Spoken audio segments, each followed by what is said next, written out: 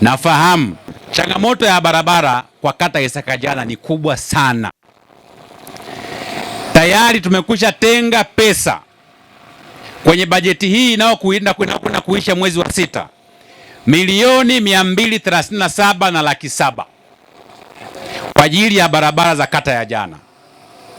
Barabara hizo tunao ya Butondoro, Kadati, tunao ya Buruma, Matinje, lakini tunayo barabara nyingine ambayo tumetenga milioni 95. Nafikiri ni ya Buruma kwenda Bubungu. Nafahamu ili kuifungua kata hii ni kuijengea barabara imara zitakazopitika misimu yote.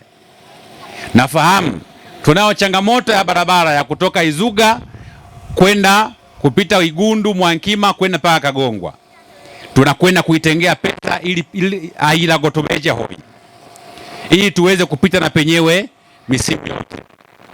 Lakini ndugu zangu, bweni letu katika sekondari yetu tumekusha litengea milioni 30 tukalijenge likamilike, ili mabinti zetu wasafiri umbali mrefu ili waweze kusoma na kuhitimu. Katika upande huo wa elimu tayari tunao mpango wa tumekwisha kwenye mpango wa kuanza kutafuta pesa ili tuweze kujenga shule yetu nyingine ya sekondari pale Buruma, ili tuweze kupunguza adha ya watoto wetu upande wa kule kuja kusoma huku sekondari.